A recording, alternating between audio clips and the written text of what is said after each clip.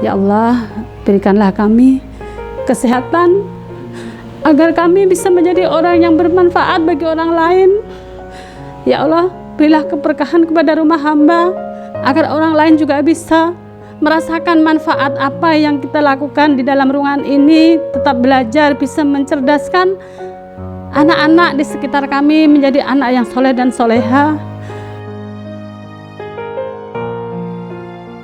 Sini aja, di sini ya. Nah, di sini. Ah, yang tetap di sini. Assalamualaikum warahmatullahi wabarakatuh. Nama saya Ibu Emi Nurdiati. Tinggal di Gang Cempaka Putih Dalam. Orang biasanya nyebut Kampung Ninja. Ini pondok saya. Bukan pondok, maksudnya gubuk lah, gubuk. Alhamdulillah, begini Bang ceritanya.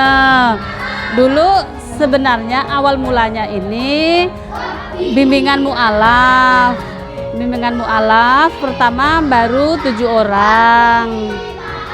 Itu 7 orang yang dikelola oleh Ustadz Judi dari Munjalan. Setelah beberapa waktu, akhirnya bimbingan mu'alaf tadi itu jamaahnya semakin banyak. Alhamdulillah. Dengan berjalannya waktu, kami menggalang dana peduli anak yatim. Pertanyaannya baru 3 orang, saya, suami, dan anak. Tapi niat kita bagus, mungkin Allah ridho. Jadi kami ngajak yang lainnya untuk ikut bersama-sama bikin amal soleh, gitu, beramal soleh. Alhamdulillah, yang tadinya anak yatim tuh baru 4-6 orang, sekarang kita udah bisa mengcover sekitar 18 orang. Ya, yatim sama duafa tuh. Terus saya punya inisiatif sama Ustadz Judi sama suami. Anak yatim itu kalau hanya diberi istilahnya dibahagiakan tanpa dikasih ilmu pengetahuan, dibekali kan juga kayaknya ndak afdol gitu ya. Jadi kami membikinlah bimbingan anak yatim dan kaum duafa. Yang tadinya itu hanya 8 orang. Karena itu gratis, kita kan juga mengingat keadaan kondisi ya. Dan waktu itu baru seminggu sekali karena ada tenaga pengajar. Alhamdulillah sekarang udah tambah tenaga pengajar, relawan. Santrinya pun tambah banyak. Nggak digaji. Tambah banyak. Hampir 80, Bang. Karena tadi itu kami tidak mampu bersama Ustadz Judi dan teman yang lain, pergilah kami ke Ismu Yaya minta bantuan, bertemu dengan Ustadz Ihsan. Saya bersama Bu Nurmida pergi ke Ismu Yaya. Jadi cerita gimana minta tenaga relawan untuk mengajar di sini. Seperti itu.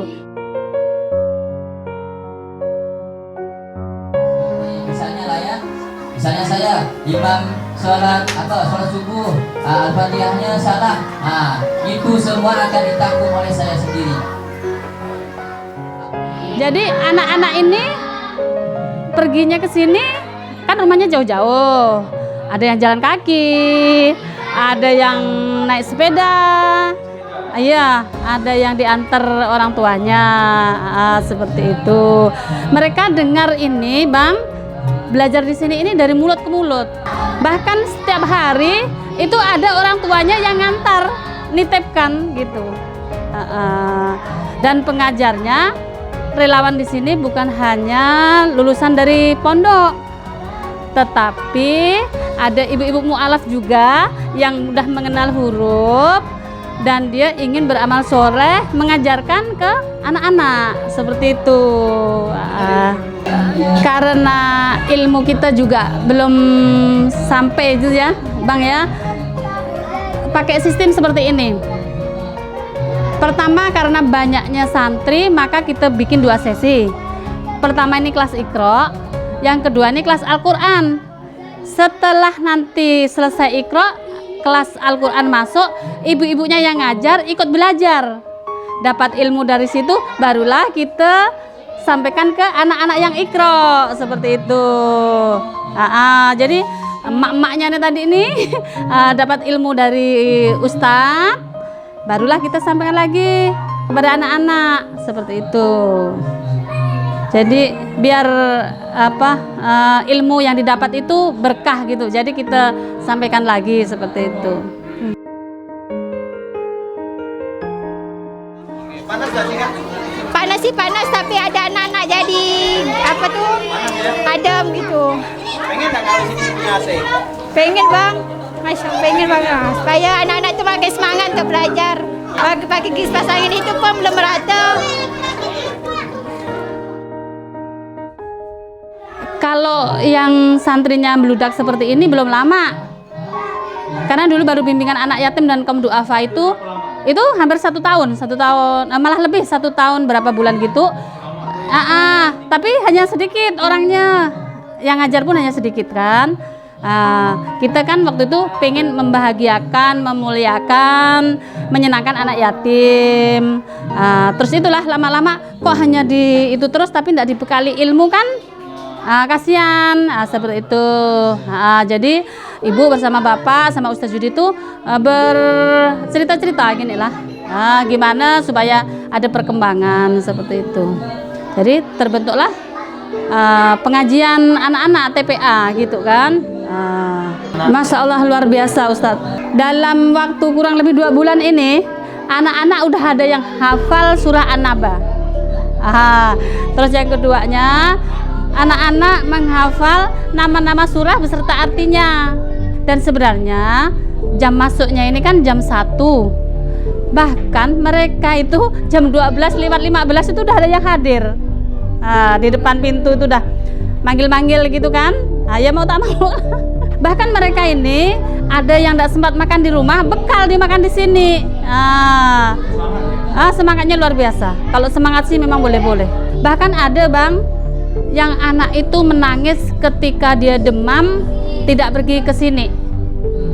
Kan ibunya bilang, "Nggak usah pergi nak, kan masih demam." Tapi dia takut karena nanti ketinggalan pelajaran seperti itu. Ya mau tak maulah ibunya ngantar, nunggu. Alasannya nanti temennya udah hafal, dedek belum hafal seperti itu. Jadi ya mau tak maulah diantar. Berebut rehal. Masya Allah, berebut rehal. Jadi kami ini lagi gimana caranya patung-patungan, cari donasi. Mudah-mudahan nanti ada orang baik yang bisa membantu seperti itu. Karena dari sekian banyak, boleh lewat sini. Lewat sini sayang, lewat sini. Ini. Ini yang satu ini mu'alaf anak. Ini anak mu'alaf, anak yatim ini. Ini anak yatim yang mu'alaf. Namanya siapa? Pice. Karena dulu kan nama Islamnya siapa sekarang? Siapa? Miyawati. Dulu dari Katolik ya? Oh, Kristen apa? Protestan?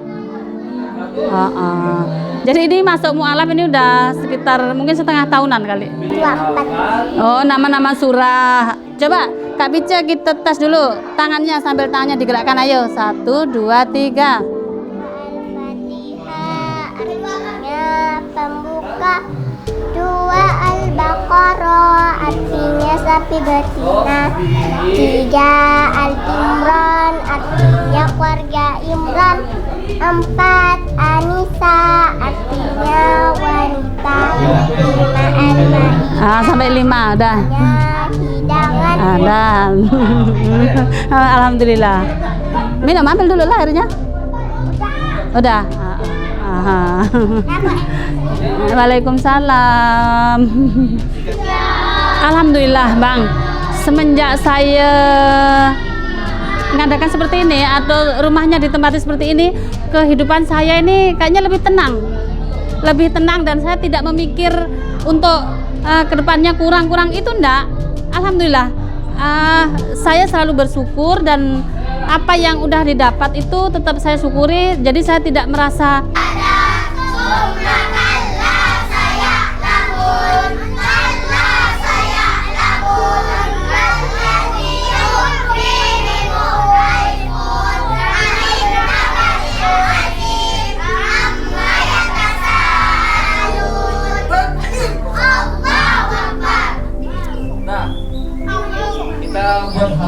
macam biasa.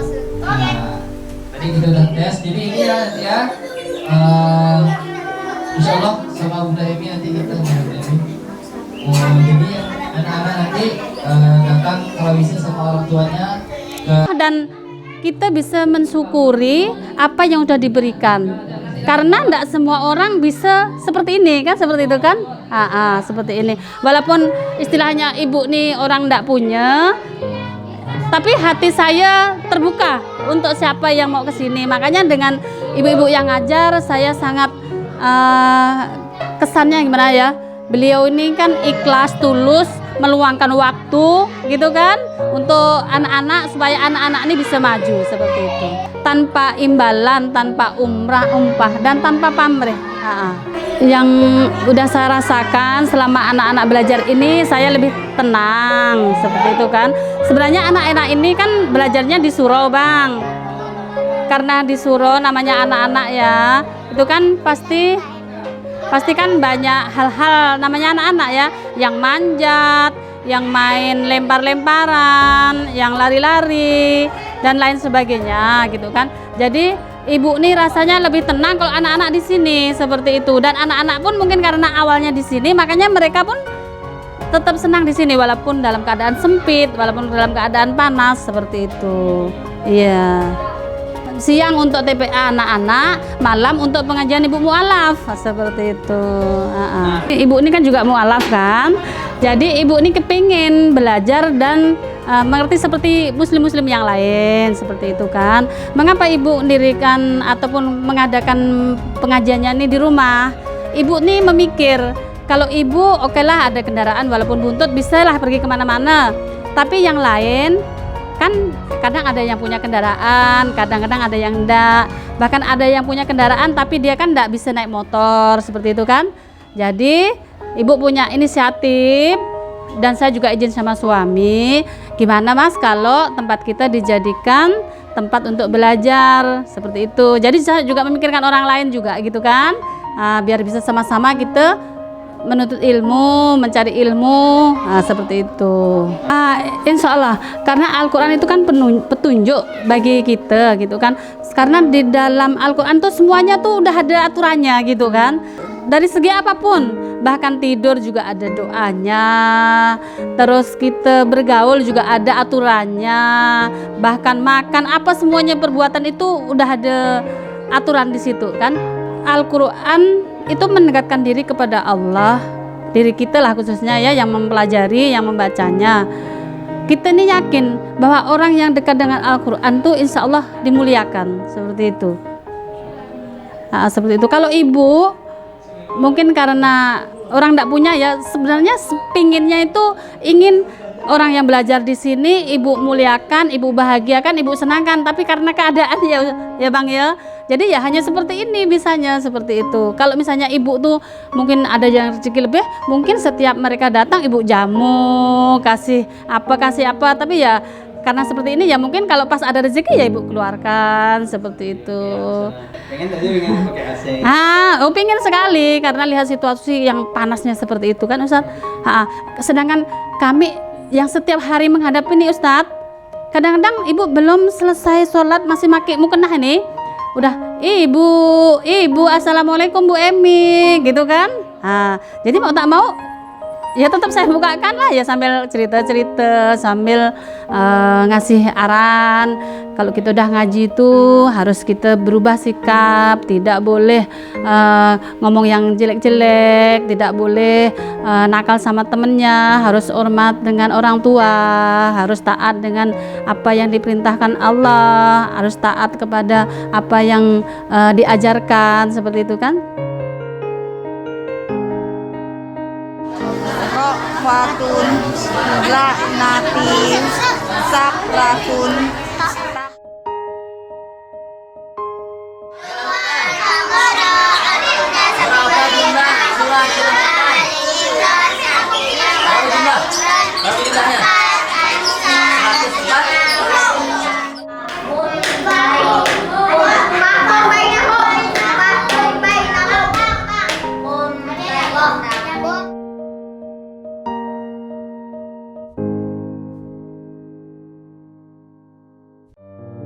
Bismillahirrahmanirrahim. Alhamdulillahirabbil alamin wassalatu wassalamu ala rasulil amin sayyidina Muhammad wa ala sayyidina Muhammad. Ya Allah, berikanlah kami kesehatan agar kami bisa menjadi orang yang bermanfaat bagi orang lain. Ya Allah, berilah keberkahan kepada rumah hamba agar orang lain juga bisa merasakan manfaat apa yang kita lakukan di dalam ruangan ini, tetap belajar, bisa mencerdaskan anak-anak di sekitar kami menjadi anak yang soleh dan soleha. Ya Allah, berikanlah kepada kami ilmu-ilmu yang bermanfaat sehingga kelak kami bisa berjumpa dengan kekasih-Mu baginda Rasulullah SAW dan bisa dikumpulkan di jannahnya Allah.